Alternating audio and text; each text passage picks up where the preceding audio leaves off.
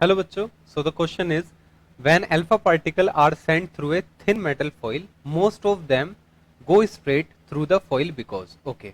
So ये बात हो रही है रदरफोर्ड अल्फा स्कैटरिंग एक्सपेरिमेंट की, तो थोड़ा सा देख लेते हैं इसको। चलिए, तो रदरफोर्ड अल्फा स्कैटरिंग एक्सपेरिमेंट में ये पॉजिटिव चार्ज था आपका न्यूक्लियस, और ये आपका जो है एटम हो गया।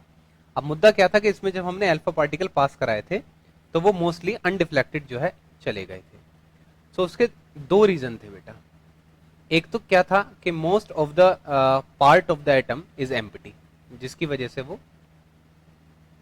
अनडिफ्लेक्टेड चले गए थे। सो इसके दो रीजन थे बेटा, लिख लेते हैं कि most part of the atom is empty. जो रदरफोर्ड के अल्फा स्कैटरिंग एक्सपेरिमेंट के कंक्लूजन के पॉइंट्स हैं उसको लिख रहा हूं कि most part of the atom is empty, most part of atom is empty. ठीक है, यानी कि ज्यादातर हिस्सा जो है एटम का वो एम्प्टी होता है, क्योंकि पॉजिटिव चार्ज सेंटर में होता है जिसको न्यूक्लियस कहा गया था, और बाकी पार्ट्स में इलेक्ट्रॉन घूमते रहते हैं। तो ये जो एम्प्टी स्पेस है, ठीक है।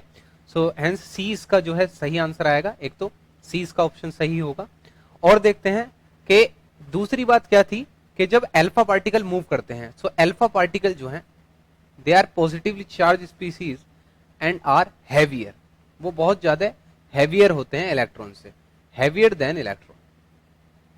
इलेक्ट्रॉन से काफी हैवी होने की वजह से वो उनको पास करते हुए चले जाते हैं आसानी से। इलेक्ट्रॉन का मास जो होता है वो बहुत कम होता है comparison to helium. Alpha particle में जो हीलियम होता है उसका मास हैवी होता है, तो उसको इलेक्ट्रॉन इतना डिफ्लेक्ट नहीं कर पाता। दूसरी बात क्या है कि वो एटम जो है मोस्टली एम्प्टी होता है। तो इसके दो आंसर आएंगे बेटा। एक तो सी आंसर आएगा कि most part of the atom is empty space, and A option भी इसका जो है सही होगा कि alpha particle are much heavier than electron, इस वजह से वो उन्हें डिफ्लेक्ट भी नहीं कर पाते। So hence the correct answer is A and C. They both are correct option.